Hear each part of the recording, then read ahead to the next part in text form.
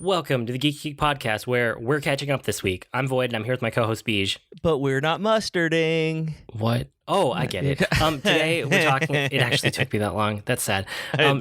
Today we're just talking about Geekery because we had a ton of. Well, I had some shows and a couple other things mixed in, but mostly we had a lot of games in the last week that we've played and thought about and talked about.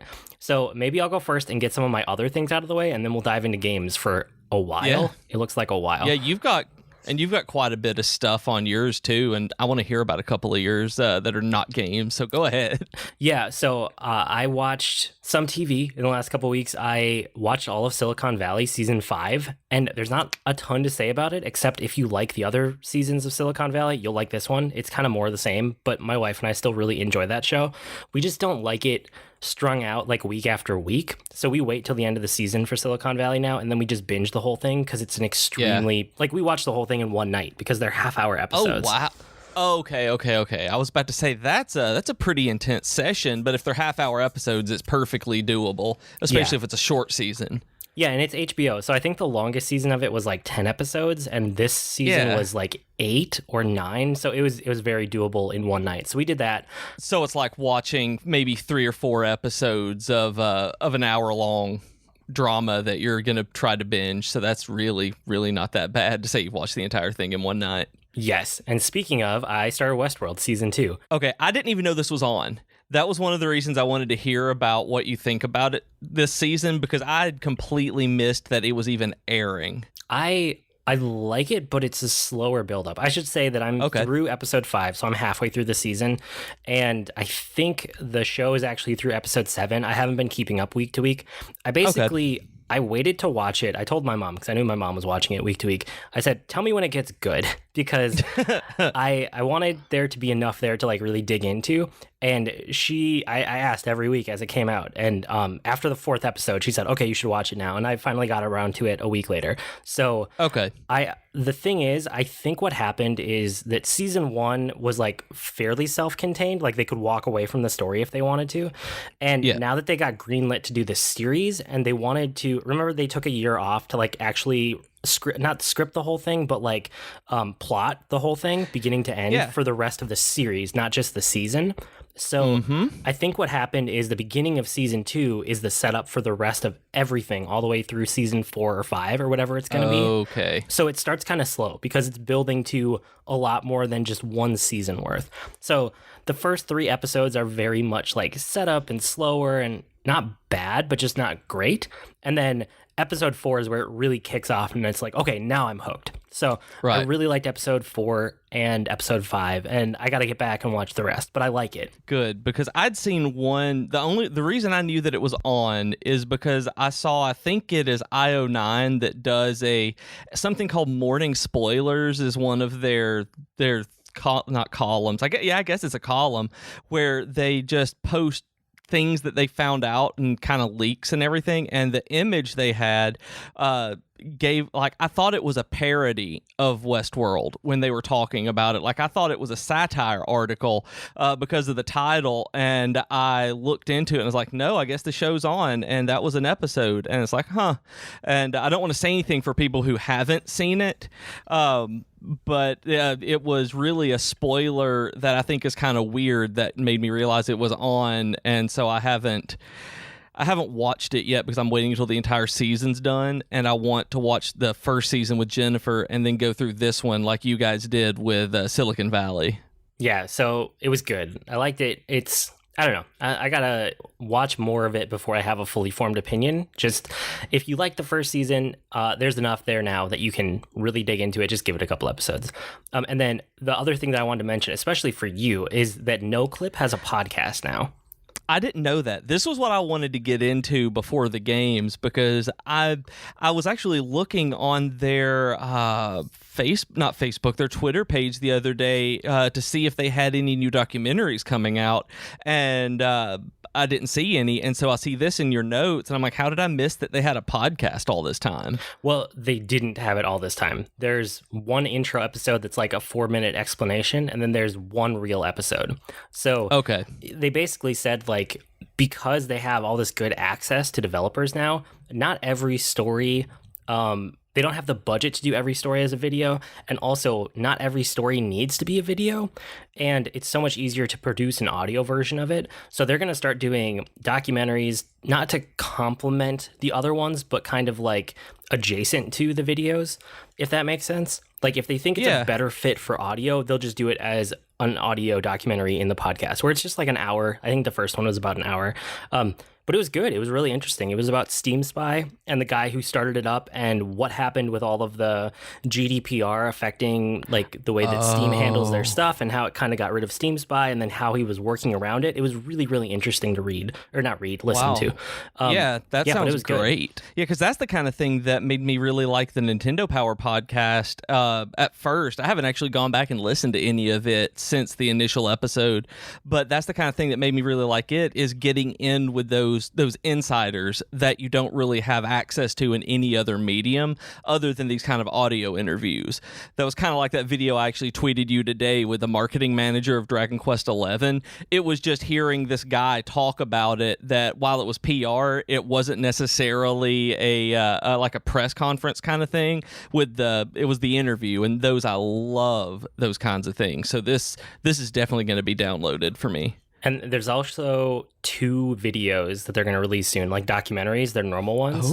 They just announced it this week. So there's Bethesda, like history of Bethesda, start to finish, or not finish, but start to current time. That's what made me click into their Twitter page. You say that, and I'm like, yep, I saw a tweet and clicked through and was looking at it. That's what it was. Yeah, so that's coming out this week, like right before E3 or right near the start of E3. And then the one coming out after E3 week or in the middle of it, I can't remember the exact timing, is the making of Fallout 76. So I'm sure we're going to get a ton of details on Fallout 76 with the Bethesda press conference. And that's absolutely nuts that... Wait, so did I just misunderstand you and say that they have a documentary about the making of 76? Yes. No, you didn't misunderstand. That is correct. Okay, that's correct. That's crazy that they are documenting it as it, like, before it was getting to the point where it is now. I don't know. It seems like it's great for them to have had behind the scenes access before it was even announced. That's going to be really cool to see, and I'm going to watch it even if I'm not interested in 76 at all. Yeah, that one seems super interesting. So, I mean, that was kind of like my non-gaming stuff. I do have a couple other gaming things that I can fly through quick, because there's ones I want to dig deeper in with you. Yeah. So, Gamefly. I haven't had anything. Well, I had one thing click for Gamefly, but I'll get to that. Most of the things I've tried didn't really click. So Tales of Berseria was a little too like button mashy combat for me, and there was a bunch of other stuff. Like I didn't like the large map segments feeling like really empty, and I don't know. It feels like such a typical JRPG story. Like there's not anything really super interesting there. It was very anime, and like most of those things would have been okay. I would have probably given it more time, but the voice acting just like grated on my nerves. I couldn't do it. It was so whiny and pitchy, and like you know when people are stereotypical about anime and they make fun of like anime voices, it was like that for real. It was bad. So I just couldn't do the super high-pitched anime whiny voices. And, apparently that will just kill a game straight out for me. I didn't know that. So I wanted to spend more time with it, but I just couldn't. I couldn't do the voices. That kind of makes me sad because I'm really enjoying a Tales game right now, and it is super anime, and but I'll get into it in a little while, but I haven't tried Berseria yet, and I've got the demo on my PS4 that I'm going to be trying pretty soon just to see. I want to hear these voices because you told me before that they really bugged you and were pitchy. They were real pitchy, dog. And so I made myself giggle because it was an American Idol reference. And but I haven't heard that. Like I don't know what that sounds like. So I'll play it if for nothing else just to hear the voices. Yeah, well, and you said you don't mind Japanese voices, so maybe you want to switch that audio track over to Japanese and not fight with the English really annoying ones that I did. That's true. That might be a way in for you. I tried a bunch of other games too, like Axiom Verge, which is kind of like old Metroid, but not in a good way. I gave that one up very quick. I didn't like it. Attack on Titan. I liked it. I'm curious. You did? This one I'm curious about because I have it on Vita and I liked it. And I liked it enough to keep it installed and play through a good amount of it. Like not a whole lot, not a long way, but I played it for a good while when I was on my Metroidvania kick. And like I liked that it was so much like the old Metroid. What did you not like about that? I don't like old Metroid. Oh, Okay, then that is perfectly fair. Yeah.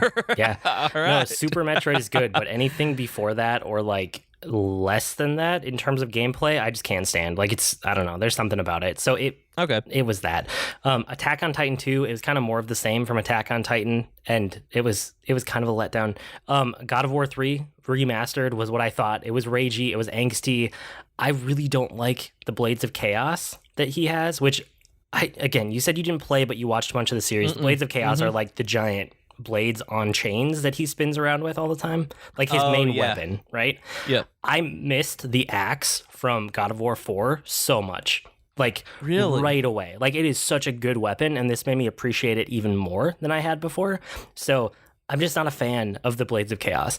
And then I really like the new series direction, and this made me appreciate that more too. Just like going back to the old one and being like, oh yeah, it's just angsty ragey. Not really my fan. Yeah, but at least now you know. You've gone back. We talked a lot about that with maybe that wasn't for you now, and you were absolutely right that you would just it hit that perfect spot in your life, and now it just doesn't fit anymore. Yeah.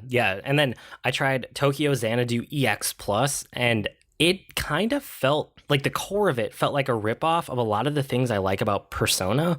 And yeah, I don't that's what think it looked like. Yeah, I don't think they're unique to Persona. Like that Japanese high school style is just like a setting they use a lot in Japanese culture from what I've been able to tell.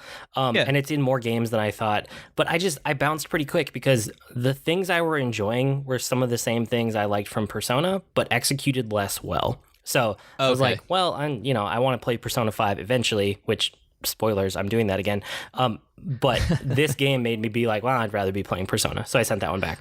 And then this one was an action one, right? So that would have been the only way that I could see, like, even with that you would stick with it, is if you were in the mood for a really good action RPG, if it hit the really good part of it. Yeah, and it was an okay action RPG. It wasn't great. It was okay enough, I suppose. But speaking of action RPGs, the one game that did work for me was Ni no Kuni 2, which I was really surprised. I didn't actually know this was an action RPG because really? I thought you did. No, the first game wasn't, and I had no reason to think that this one would be any different from any of the screenshots that I saw. The first one wasn't an action RPG? I still haven't touched the first one. Oh, see, we're coming at it from two very different spots. Yeah, the first one is like a traditional JRPG battle system, and it wasn't executed well. Like, it was, there are plenty of JRPG traditional battle systems. Some of them work really well. Some of them are boring. Some of them are just good enough. I just didn't like the one in Ni no Kuni 1 at all. And I thought this would be the same. And I got into it, and it was an action RPG. And I was like, nobody told me. I thought I told you that it was like Kingdom Hearts. Maybe I didn't, but I could have sworn that that was how it was put to me, at least. And I thought I'd put it to you like that, because that's one of the things that sold me on giving it a try, was that Austin said that it was a lot like Kingdom Hearts. I don't think Kingdom Hearts combat is all that great. I actually think that this one was pretty fun in comparison to Kingdom Hearts. So the combat was fun, unlike the first game. I like the style of it. I said that worked really well. And then I think I'm going to play this game, so I returned it, which is what I do with Gamefly. Like, I'm using it as a demo service. That's what I always do. I returned the physical disc. At some point in the future, I will grab it digitally, and I'll just play it that way because I still have my save file. And it's also one of those things where, like, people are starting to talk about the next generation of consoles, and I fully expect at this point that the PS5 is going to be 100% backwards compatible with the PS4, because like, there's no reason not to now, based on the architecture. I thought that about the PS4. Like, I thought the PS4 and PS3 were going to be backwards compatible, and they're not. And it made me really sad. PS3 is a very, very unique architecture that isn't used anywhere else. Like, you've probably heard about the Blast processor. Yeah, that's a thing that doesn't exist like anywhere else in computing. That's true. I'm being overbroad with that. That's not exactly true, but it doesn't exist as a standard in computing. Whereas the PS4 and the Xbox One are built on, I want to say, x86 architecture, which is like the biggest standard in all PC gaming. Well, PCs in general. They're basically PCs on a TV. Is when they came out, I remember there being a really big, like, oh, well, consoles are now nothing but PCs. Okay, so that's what we're paying for. Right. So it's one of those things where it's like, the more and more I think about, like, the fact that I own basically everything on PS4 digitally, the happier I am, because I think it's going to be fully backwards compatible with the next generation. I don't see any reason why it wouldn't be. I really hope so. Like, that's something that I would really, really love, because I'm a little irritated right now about the PS3 and PS4 backwards compatibility, because there are games I really want to play on PS3, but I have to go to a completely different console to do it, and I would love to be able to just load it into my PS4 since I have it digitally and play it that way, but I can't. That's one of my favorite things about the Vita and PS3 and the Vita and PS4 is that a lot of the games are cross-play, so if you buy it on one, you can just play it on the other, and I love that. Yeah. So, I mean, we'll see. We're still a couple years out from that. That was like the GameFly stuff that I tried. I also tried a bunch of, like I'm always trying, iOS games in the background, but you had mentioned 2 of these before, so I wanted to bring it up. I tried Marvel Future Fight and I tried Marvel Strike Force, and the Marvel Future Fight had like really surprisingly high production values. I was kind of impressed. Doesn't it? Yeah, but it plays like Diablo for mobile, but with superheroes. The thing is, I'm not a very big Diablo fan. Like, it's just not my thing. But if you are a big Diablo fan and you like Marvel superheroes, you should probably play Marvel Future Fight. That's kind of what I walked away from that thinking. And somehow I don't like Diablo either, and I played that game for months and months and months on end with it, just powering through it and getting just tons of my characters leveled up and going through a lot of the end game stuff with it, that I just fell in with Future Fight. It hit me at that perfect place, and I haven't played it in a long time, but I'm certainly I look at it every once in a while like, I'm not going to right now, but I'm glad I have my characters where I can at least go into some of the new stuff, even though they're much more powerful ones out now. Yeah, it was, like I said, I was surprised by how high the production values were on that one. But then Marvel Strike Force, on the other hand, it was like RPG mechanics thrown into a Marvel game. And the more I played of it, the more I realized it is almost exactly Star Wars Galaxy of Heroes, but reskinned with Marvel characters. And I burned out on it after 3 days, because I was like, if I'm going to play this game, I'm just going to go back and play Star Wars Galaxy of Heroes again. And my note in here says, maybe I'll go back and play it. I've been playing it for about a week now, every day. I'm hooked on it again. I don't know how long that will last, but I've been having fun just on my phone, like, over lunch and, 5 minutes here and there doing Star Wars Galaxy of Heroes, which isn't a great game. I don't suggest you play it. It has its hooks in me for whatever reason. And I bounced off of both of them really quickly. I'd tried Galaxy of Heroes a very long time ago and didn't care that much about it. And then Strike Force, I mentioned it on here a while back, and it was neat for a little while. And then I was like, okay, I'm done with this, and just haven't bothered uninstalling it off my phone. I'm done with it, but it was cute. Okay. That's like all my quick stuff that I bounced off of. Everything else on this list I either beat or really dug into or am still playing. So what do you have that's quick that we can fly through? Well, really quick, I tried Shin Megami Tensei 5. Or 4, not 5. It isn't out yet. 4 on the 3DS. I got it when I had a buy 2 get 1 free at GameStop, so I grabbed it. I've always wanted to try one of the mainline SMT games, and I tried it right after I came off of Xenoblade Chronicles. And the first thing I noticed when playing this game is that it was beautiful. That the 3D and the graphics on Xenoblade Chronicles are still not very good. The one thing I've noticed since I'm on like my 3rd 3DS JRPG right now with Tales of the Abyss is that games that are made for the 3DS are way prettier than games that aren't. And Shin Megami Tensei 4 is a 3DS game, and the 3D in it is beautiful. And I really liked this game, that there was a good story to it, but I bounced off of it because it was way too grindy. You and Jay and a lot of other people had told me that the SMT mainline games are really, really hardcore. And yes, it was really hard, but they put it in easy mode after you die a couple of times, but it was too grindy. Even you having to grind up to the first boss or it'll own you. It's like, I see why this is fun. I'm going to end up playing a Persona game because that's probably more my line of the SMT games, and I tossed this one on eBay.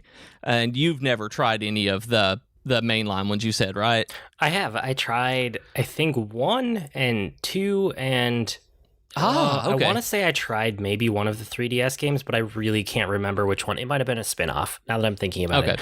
But I mean, I'm kind of waiting for the next mainline one on Switch to try it out for real. Like, I've never given it a full effort because I think when I tried it, I didn't really know what it was or how it was related to Persona. So I'll give it more of a shot when the next one comes out, but I'm not like chomping at the bit to go back to it. Yeah, I understand that. And I'll probably do the same thing with the mainline ones. I'll probably try the one on Switch and then most likely bounce off of it and then play Persona 5 at that point. And then I've been meaning to get back to Ni no Kuni 2 and beat it. There was, I've gotten into the last chapter of it, and then I got blocked by some menial kind of forced side quests where you're building a kingdom at one point in it, and you have to go recruit citizens. And I didn't really care that much about doing it, so I just kind of did it here and there.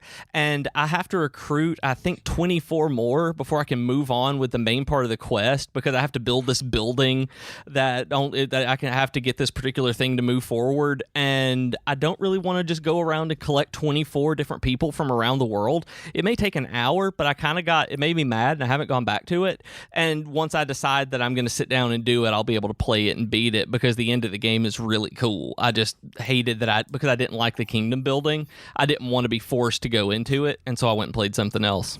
Yeah, so, that's lame when that happens. I've had that happen in games before. Yeah, and it's the kind of thing where I go back to it. It's like, oh, this wasn't so bad. Once I get over the I don't want to do this kind of thing. Since I've been buying so many games and I've been wanting to get stuff put together, like I wanted my stuff to look pretty. I like the cases that games come in when I keep them, and so since I bought these at you and your physical media, I know, right? But I like things, and so I bought these at GameStop the other day, and GameStop doesn't really give you the original case art for them, and they give you just those ugly like red and black things that just have the name of the game on it. And so I went online and found printable game case art for the 3DS games that I bought, and ended up putting them in there, printing them out, and cutting them and putting them inside those cases. And it's finally made me realize why people buy and sell empty game cases on eBay, because I've always seen them up. I've sold different boxes of things before because I noticed that they were selling for something, and this is why. It's because people like me and people who I have like cartridges that I've gotten in different places that don't have any kind of physical box to put them in, to put them on a shelf. And so you buy a box, you print out a label, and it looks exactly like the OEM one. So I'm going to be doing that with a couple of other games, and probably buying a few more if I buy used ones. But I want to call you a nerd for doing this, but at the same time, I really want to see what your shelf looks like when you're done. So I won't. Yeah, because that's the thing I'm working on now. Not in a bad way. Not a bad nerd. Right. Just like, that's pretty nerdy. It is pretty nerdy. Like, this one is one where Jennifer came in, she's like, oh, that's the reason you hooked up the printer finally. And I was like, yeah. And I needed to print out an eBay label to send something off, but yeah. And well, what I'm doing is I'm setting up this kind of retro console shelf in my office, because all of my consoles are put in boxes in storage. And I've been wanting to get them out and play just something on them for a long time. And I've got like a PS1, a PS2, a Saturn, an NES, a Super NES, an N64, and a GameCube still.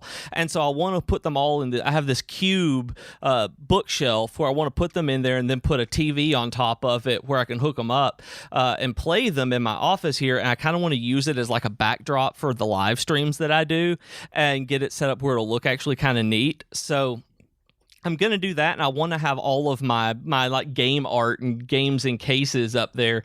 So just to I have on there as decoration, so I needed actual pictures in them instead of the stupid GameStop red and black things that show that they're pre-owned, but like a savage, and so pedestrian, and but I wanted that, so that's why I was printing them out. That's sweet. Yeah, neat. I would love to do that. I think a lot of people who've been playing games for more than a couple of years would love to have just like a retro game shelf or setup or entertainment center like that. I totally see the appeal.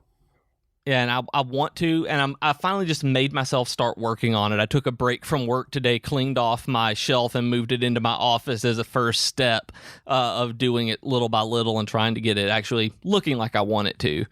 So I'm excited about that one. Okay, I want to know, I see a through line here between a couple of the other things. Something about maybe you need to try anime, but then later down your list, you have anime listed, and then further down, you have learning Japanese listed. Do you want to talk through this progression? Okay, so since I've been in this JRPG mode, I've been playing through, and I've been actually really interested in it. And so I've been thinking back to what Jay said on, I mean, gosh, this was...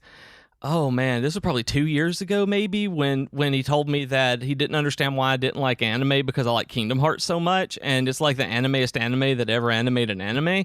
And so I started thinking about it, and I realized that the stories that I really like in the RPGs really are super anime.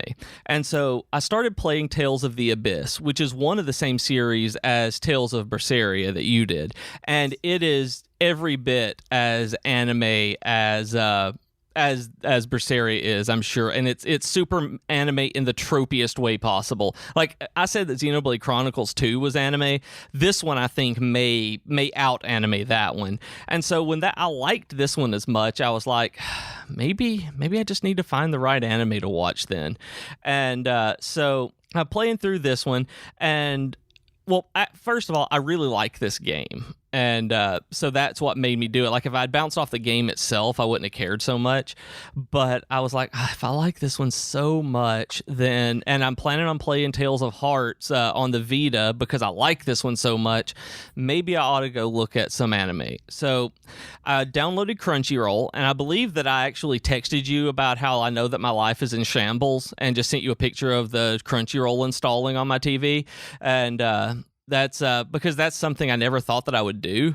And I watched the first episode of My Hero Academia. Have you seen it? No, but I've heard of it. Really good things from people about it. It is, I want to say it's very good, but it's very good if you're into that kind of thing. It's a superhero anime. It's you've read the Brandon Sanderson Steelheart books, right? Yeah. It's essentially that, where people start getting powers and superheroes become like a government subsidized job. That if you get powers, if you get one of these quirks and you take down villains, you get paid by the government for it. And you're essentially bounty hunters. And it's pretty cool. I watched the first episode of it, and it is absurdly anime. But not quite as off-putting as Little Witch Academia or whatever that one was called, because I made it through the first episode and intend to watch at least the second one. I started watching, so I like it. I should watch more of it, and I probably will. Then Netflix did an original series called Agretzko, and it's the one about and it's Hello Kitty with a red panda. It's by Sanrio, and Retsuko is the character in it, and she's this little red panda in a Japanese office setting, and she gets so mad at all of her office setting people and coworkers and boss that she sings death metal karaoke at night, and it's really weird and absurdly cute and funny, and I really like it and heard great things about it online as well. So I was like, okay, I'll watch it, and I'm definitely going to finish that one because the first episode made me laugh a lot. And then I've started watching Sword Art Online again, that I knew I liked it a long time ago, and just went back and finished up the second episode and plan on moving through more of it tonight, actually, especially because I downloaded a long time ago the Hollow Fragment game that Sword Art had because it was $5 on PSN. And if I like it, I might actually grab the Vita original just so I can play it on the go without having to worry about remote play. And I know that's so backwards. It's like I'm going to buy the original one instead of playing the remake that I bought.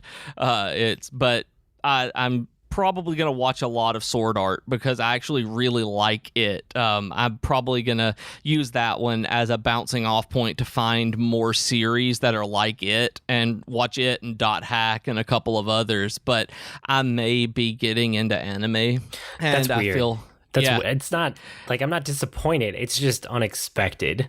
It is incredibly unexpected. And so during all of this, it's like I read the Final Fantasy V boss fight book, and Chris Kohler was talking about the Final Fantasy V translated ROM, and him being part of the game FAQ that was used to get people through it. And yeah, he's one of the original co-authors of the US version of, they basically like took the info from Japan and they translated it, and then they also figured out a bunch of their own info just from playing the game and brute forcing it. And yeah, I think of the 5 people, it was either 4 or 5 people it was like casual. It was kids in high school and college, and he was, I think, in high school at the time.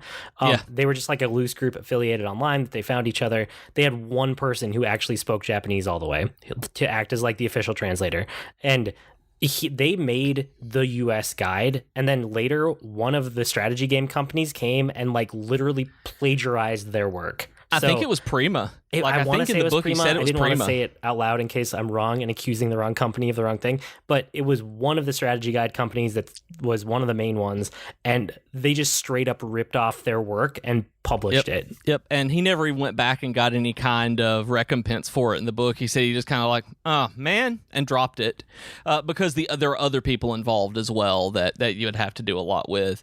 But thinking about that, and that was the point at which I started getting into like ROMs and really into JRPGs, because I played through that with the translated ROM and using that particular FAQ. And I'm like, I've always wanted to learn Japanese. Like, I've tried 100 different times. And so my mom is sick, and I'm going to be driving a lot between here and her house and back and forth. I'm an hour away from her. I'm going to be taking her to the doctor a lot. So I'm going to be driving a bunch.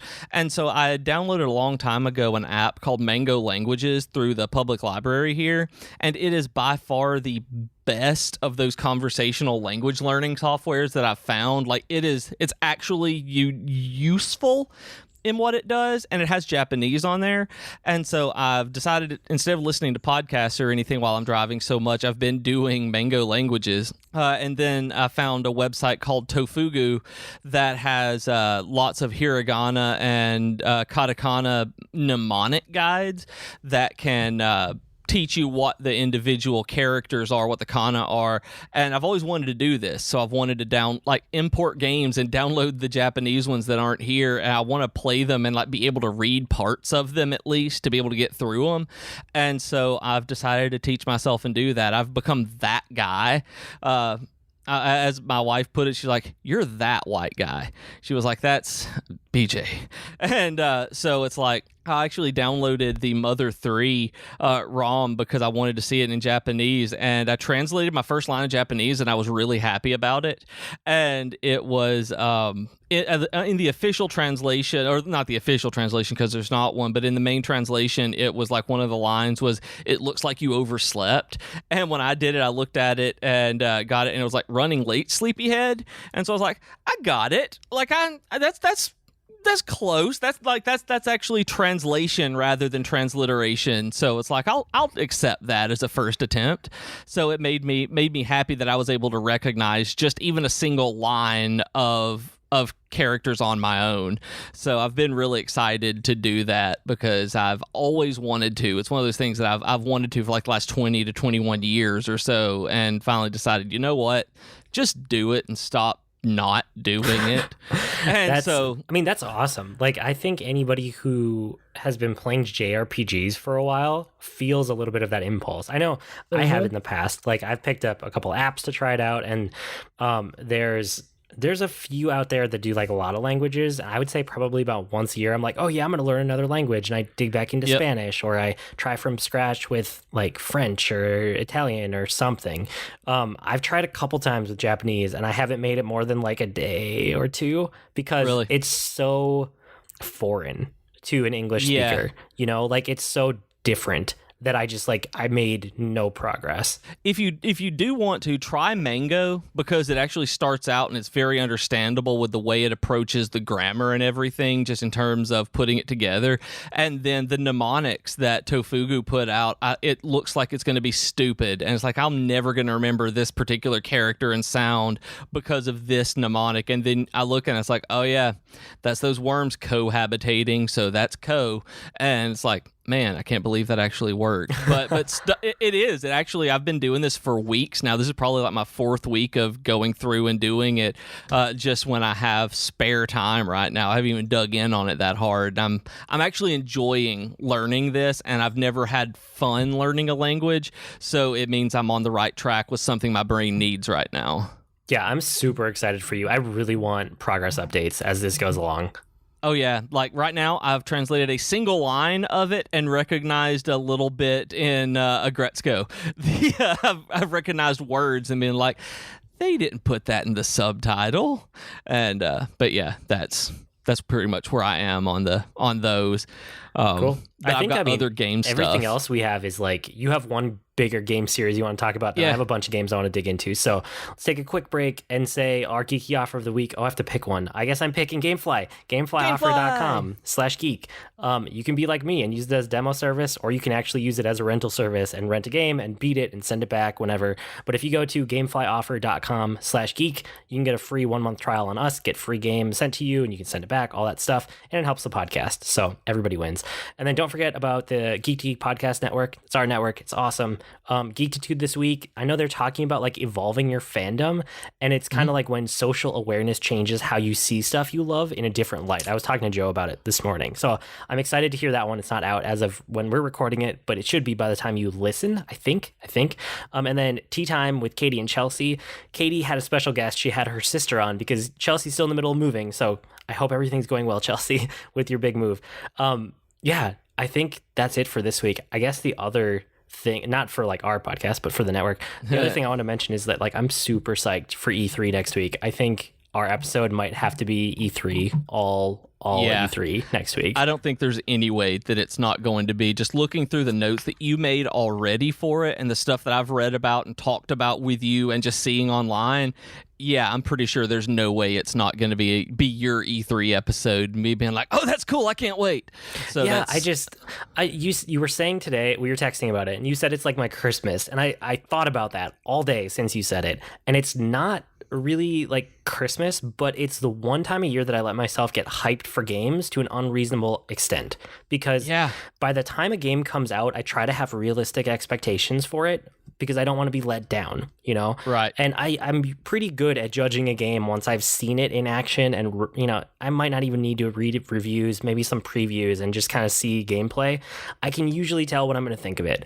But games at E3 get announced, and outside of a few edge cases over the years where it's like, it's out right now or it's out in a month, those are few and far between. Almost every game announced is going to be out at the earliest in September, which is like 5 months away.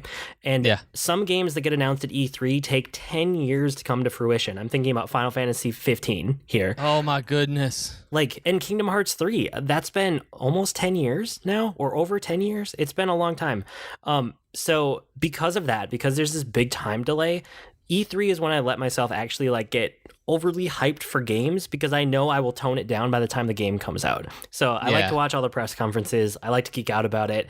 I like to spend a lot of time. So honestly, like my geekery for next week would have just been E3 anyway. So it makes more sense to just talk about that for the episode next week. Yep. And I've always loved our E3 episodes, so everybody should go back and listen to the old ones that we did, because when we started this podcast, E3 came up like a month after we started it, and you went all in on E3 that year, and I think that was when you were doing Video Game News Now, and that you, I mean, there's so much E3 the stuff. Amount of different episodes I did that year was like, I wish I had the time to do that still. I just don't.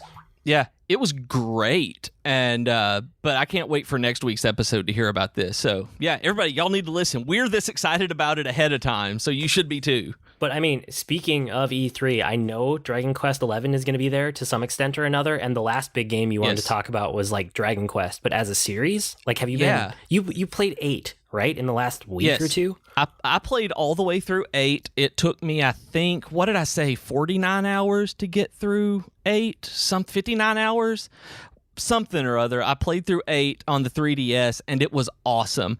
It was my very first Dragon Quest game. That I played Dragon Warrior when they given it away as a Nintendo Power subscriber thing, bonus whenever my friends subscribed to it. Like, we played Dragon Warrior that way, but I've never really played one. We've talked about this in the past, and so I saw my friend Bobby on Twitter at 13th_story, and he was showing his playing his his copy of Dragon Quest 8, and it really just got me interested in playing it, talking to him about it. So I bought it it was one of the buy two get one free, and I grabbed it, and it is awesome. That it took me a little bit to get into it, but it's a remake of a PS2 game, and it is great. It is definitely Dragon Quest really is a simple, straightforward JRPG. It doesn't really have any frills. It doesn't really have any kind of anything really special about it. Like, the system in 8 is about as cut and dry as you can get. You have some skill points, and you put them in different weapon skills. But by the time you get multiple people in your party and you're going through with the story, it's just fun to play, where it's not anything like the job system. Like, there are Dragon Quest games with job systems. 9, 5, and a couple others have job systems, and it's like, I haven't played those. Like, 8 is just a straightforward game, and I really enjoyed it. So it's made me really interested in Dragon Quest games. So I borrowed Dragon Quest Heroes 1 from Austin because he loved it so much, and then bought 2 because I found it for like $15 brand new, because 2 has multiplayer, and Austin and I are going to play the multiplayer Dragon Quest Heroes 2 together, and that one's going to be super fun because it's basically like just going on smashing stuff with it, and I know that you played this one. Did you end up buying it or just game flying it when it came out with Dragon Quest Heroes 2? I was trying to think. I saw that question in your notes. I think what happened was there was some like gaming lull, and I've played not the Heroes games before, but the like Muso games. I think I don't know. I was coming from somewhere where I just wanted to smash a bunch of things really simply. So I bought Dragon Quest Heroes 1, and I beat it at one point. Right. And then I game flied 2. And I tried it, and it was more of the same, and I just wasn't in the mood for it when I got to that game. Yeah. So I sent it back. But it's like, if I were in the mood for a Muso game, I could easily pick it up again and play it. Well, if you decide that you're in the mood for that, we have it, and there's multiplayer. That's the reason I was asking, so that we could get together and smash things together on it and with 2. And then, so I'm going to be doing that, and I just like the world. Like, I realized I didn't know that Akira Toriyama, the guy who did Dragon Ball Z, has designed pretty much every character in every Dragon Quest game. That I think it may have been until 11. I don't remember exactly what it was that I read, but he is the lead designer on all of them at the very least. That he is involved it's why personally. They all look like Dragon Ball characters. Yeah, like, I didn't know, but I knew that he did the first one, and I knew that was where the art style came from. I didn't realize that he was personally involved in every single one of them for like the last 35 years. Yeah, I heard that. So him and the 2 other, I can't remember if it's directors or producers of the game, but whatever. It's the 3 people at the top of the game that are in charge of it, like all the Dragon Quest games ever. They had never met in person as a 3-person team until earlier this year. Holy what? Which is crazy. I love that story. Like, they've been working. It's not that they haven't ever met each other. It's that because of all of their schedules and the working style and like whatever ended up happening, they've worked together, and like they've all been on phone calls together and like, you know, working remote, just like a normal thing that we do now. But all the way since Dragon Quest 1, there's only ever been 2 of those 3 guys in a room at the same time until earlier this year when they were doing, I think, press for Dragon Quest 11 or something. There was something for Dragon Quest 11, and they realized it was the first time all 3 of them had been in the same room. That's crazy. Yeah. I did not know that. That is absolutely nuts. That I'm super excited for it. That for Dragon Quest 11, it coming out. I've already got mine pre-ordered because I liked 8 so much. I went and pre-ordered 11 for the PS4. I did see today that they've announced that 11 is coming out for the Switch. The video that I'd seen that I was talking about earlier confirmed that they're doing it on the Switch, but it's coming out much later. And I'm pretty sure I would just rather play it on the PS4 than wait for it on the Switch. I might change my mind between here and then, and I can always cancel my pre-order, but I'm really excited to play 11 because of how great 8 was.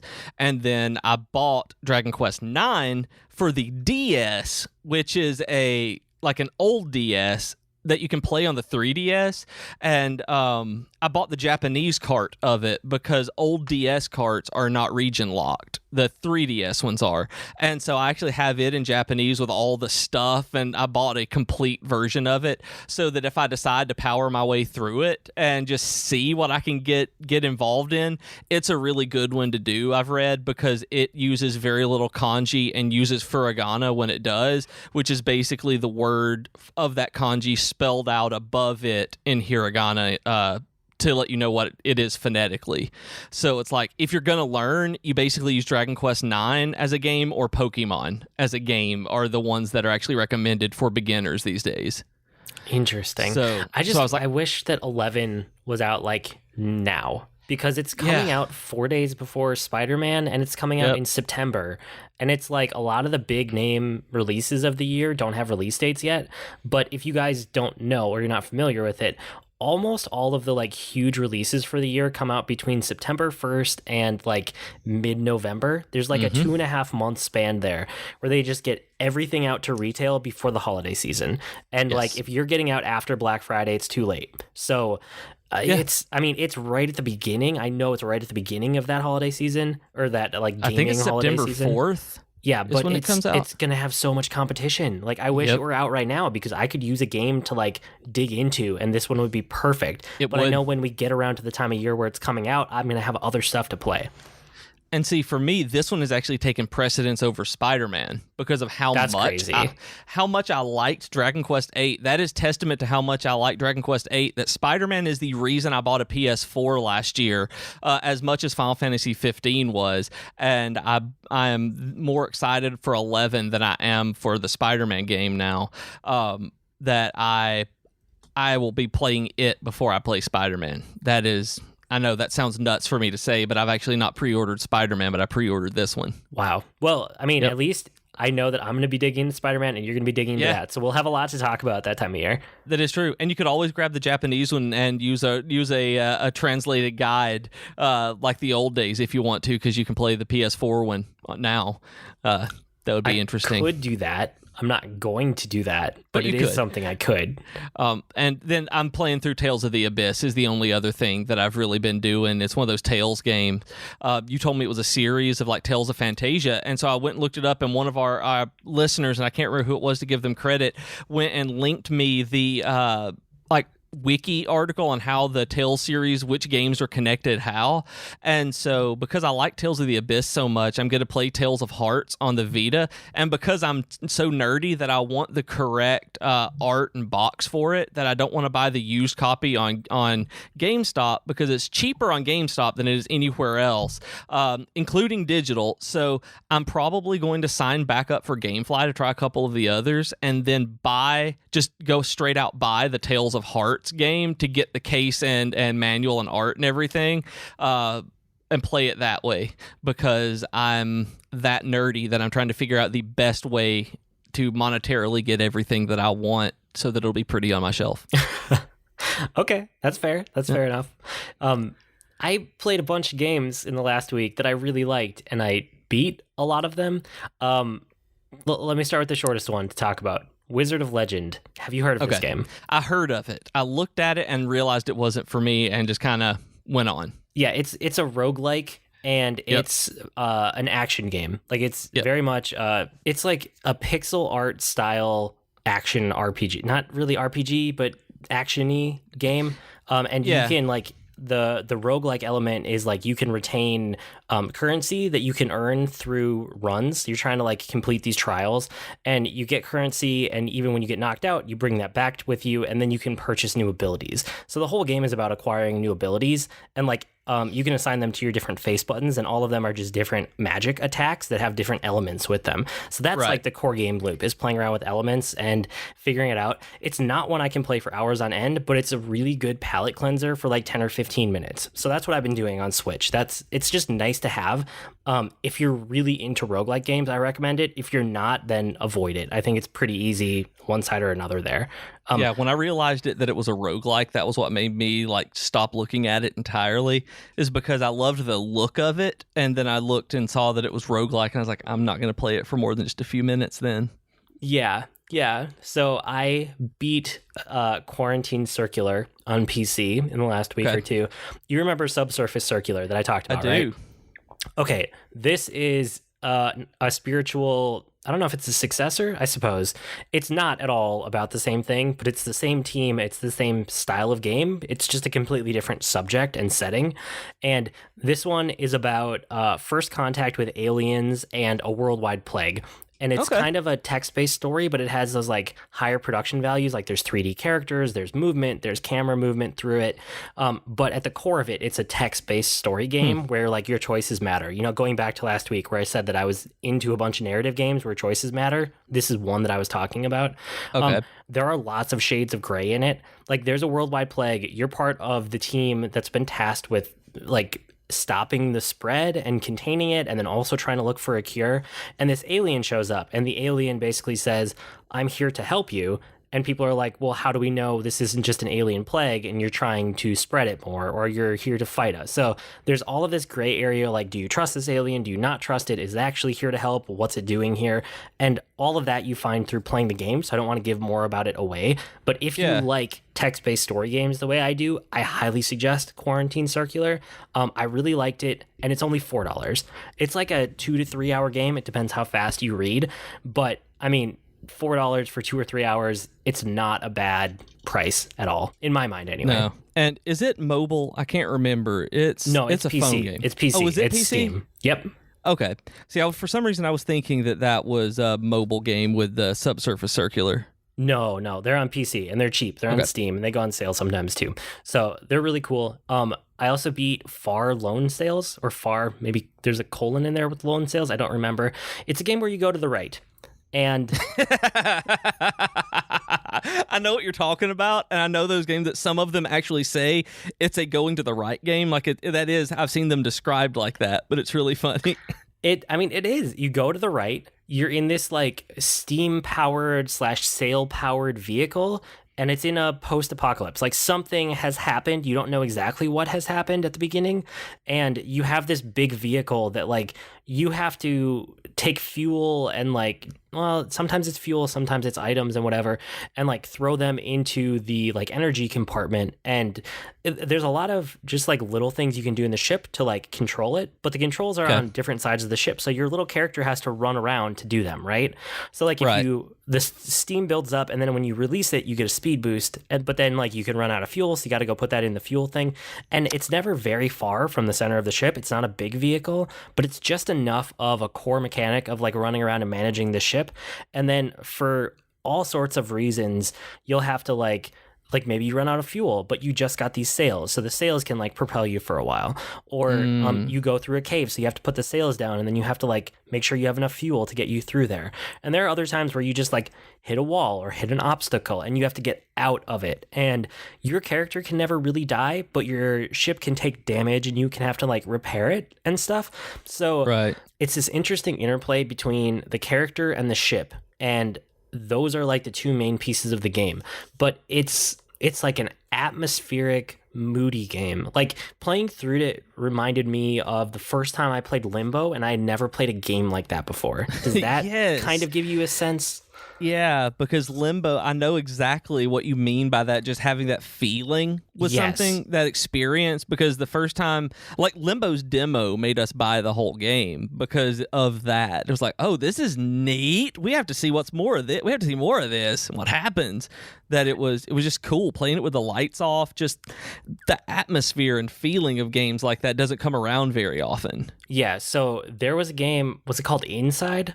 By the Limbo team that came out like last year. And as much as like that game didn't give me the same feeling as the first time I played Limbo. This game, Far Lone Sales, does. And it's not the same team. It's nothing related to Limbo. It's just that's how I felt going into it and walking away from it. And it was another really good, solid, like 2 to 3 hour game. And then it was done. And I love games that don't waste my time. So if you are not averse to playing really good shorter form games, Far Lone Sales and Quarantine Circular, I can't recommend either of those enough, basically. Awesome. I beat my first Castlevania game ever. And it wasn't a Castlevania game, but it basically is. It's Bloodstained Curse of the Moon. I told you to check it out. What did you think when you looked at it? It looks awesome.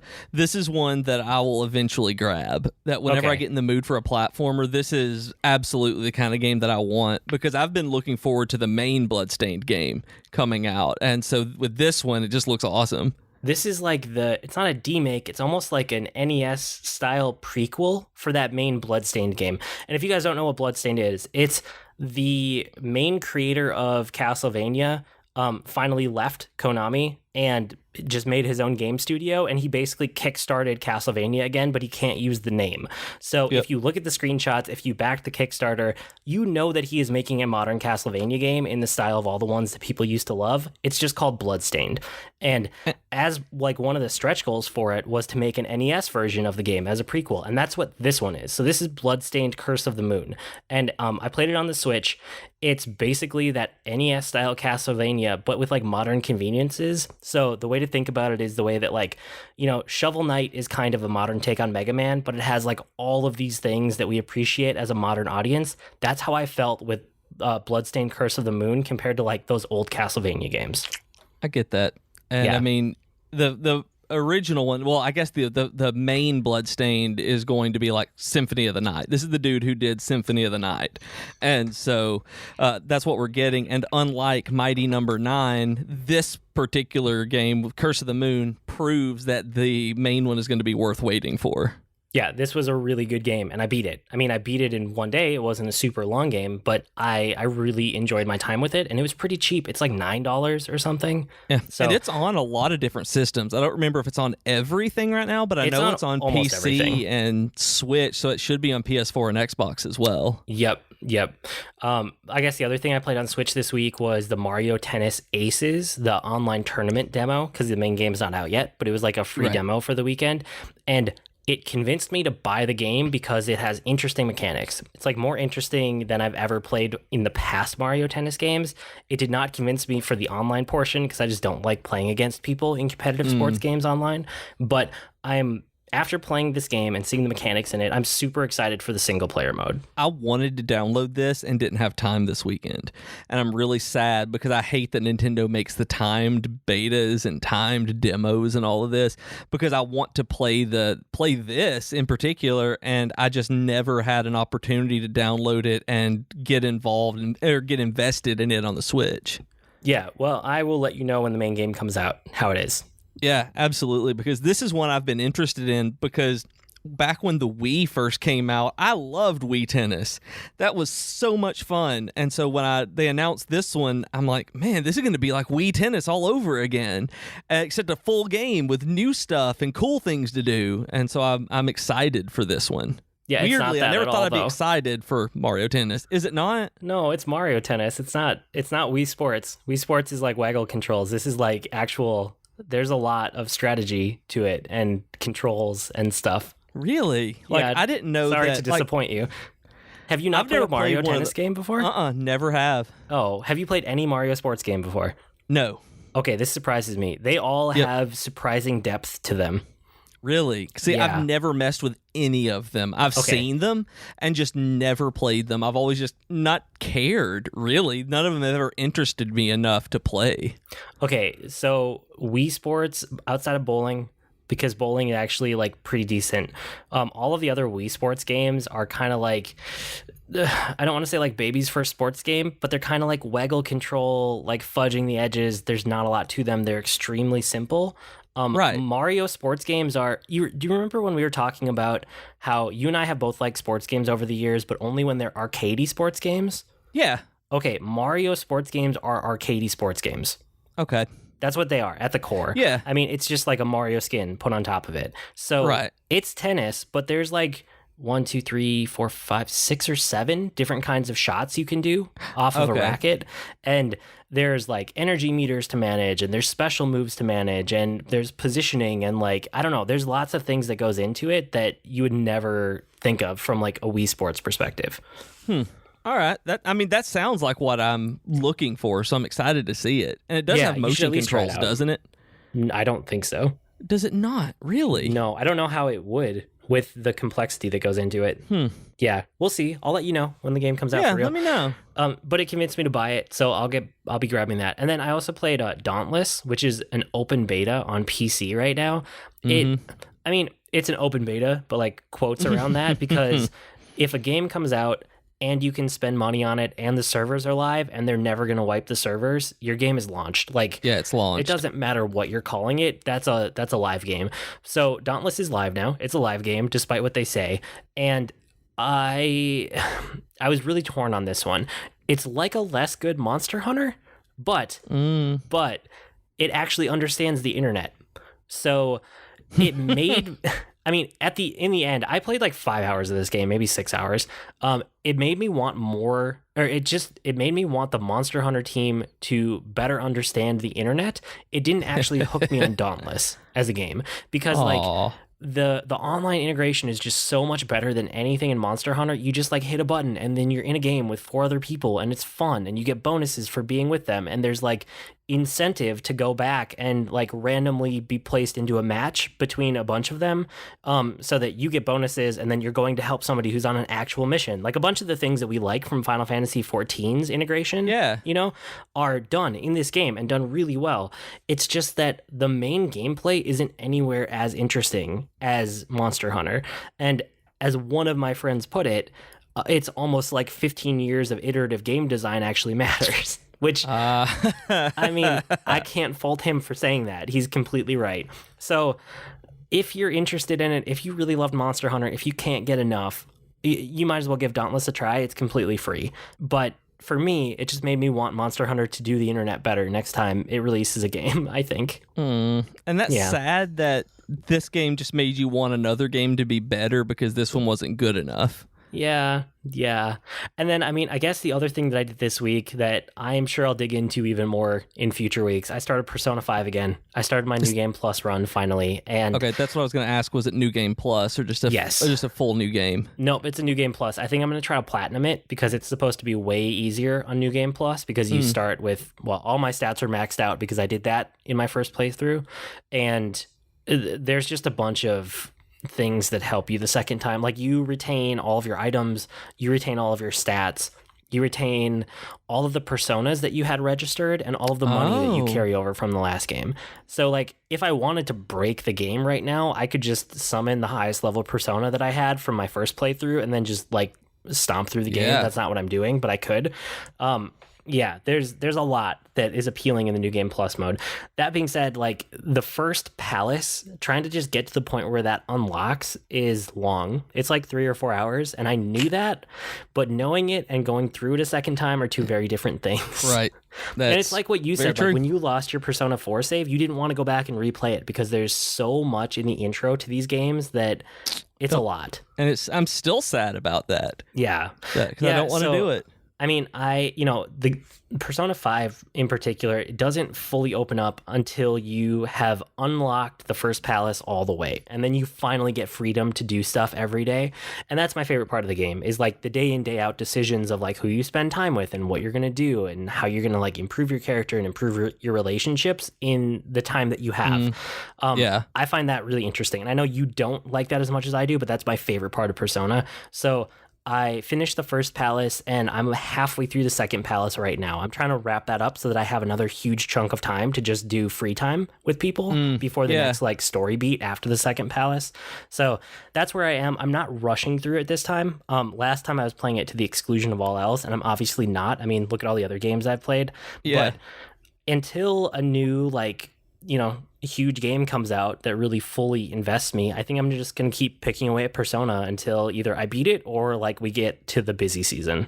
Right. And even then you still have the save there where you can go back whenever you do feel like it. Yeah. Well, and one of the other things too is like, knowing the game now, I realized that it's actually a pretty decent podcast game if you're in Palaces or if you're in Mementos, especially the second time through the game. Mementos is like the procedurally generated.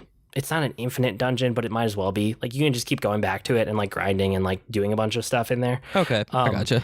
But those are great for if you just want to put in a podcast and just do something absentmindedly. Like, you can work through a palace or you can work through Mementos for a while. And then if you actually want to focus on the game, pop a headphone out and like just do the social stuff for a while or the main story. So it's serving kind of both purposes for me right now, which is really nice. That's really great.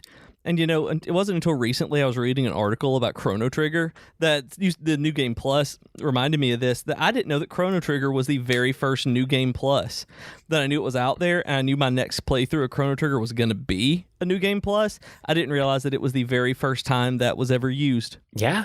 Yeah, it's pretty cool that they invented it. There's a really good, and maybe this is the article that you saw, but Chris Kohler just wrote basically a Chrono Trigger review on Kotaku, and it's a review through a modern lens, and it's really good. And it reminded me how much I love that game and that I need to go back and play it again because it's probably one of the best JRPGs of all time. Yeah, it really is. That was the article that I'd seen that one get linked, and I read it, and it really did make me want to play Chrono Trigger again. And I made sure that I still have my save on my DS copy because that's such a good copy. But it's only been a year or two maybe a year and a half since I've played through it, and I'm working through others. But yeah, I'm going to be playing through it again because it's just too good not to. Cool. Well, those are all of I did a lot of games this week. Yeah. So thanks. That was fun. I'm glad that we got to talk through everything. Oh, the only other thing I want to mention for the week is WWDC is right now. And as of right now, as of this recording, it might be different by the time you're listening. They haven't announced a single new piece of Apple hardware, which means that the thing I'm most excited about is the dark mode for Mac OS, which is kind of like, it's funny.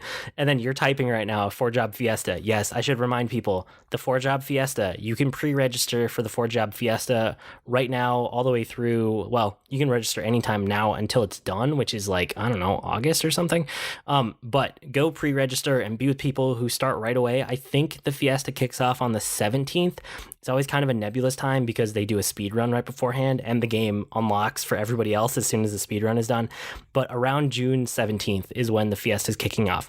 But you can go, you can pre-register, you can see everybody else who's in there. All you need is a Twitter account, and I love the 4-Job Fiesta. Yep. So I'm not going to do it I'm not going to do it, but I remembered that with us closing up, we need to make sure that people know that the registration is open. We do, for sure. And then next week, E3. We're going to talk E3 all week. Yeah, and you're going to talk E3, and I'm going to be like, ooh, I can't wait.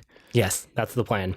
Okay, that's probably it for this week. You can write to us with comments, suggestions, or feedback. Our email address is geek2geekcast@gmail.com, or reach us on Twitter at geek2geekcast. You can also find our longer discussion threads on the subreddit at reddit.com/r/geek2geekcast. And we're on Slack too, so go to slack.geek2geekcast.com for an invite. And we're also part of a podcast network. Remember, guys, go over to geek2geekcast.com to see all of our shows. I blog at agreenmushroom.com, and you can find me at grnmushroom. That's green mushroom without the E's on Twitter. And I'm on Twitter as @ProfessorBeej. That's Beej with 2 E's. We've been Void and Beej. You changed that. You threw me off. I did. That's shorter than it used to be. We've been Void and Beej with your Geek to Geek podcast. That'll do it for this week. See you next week, geeks. Bye, geeks. Still not mustard.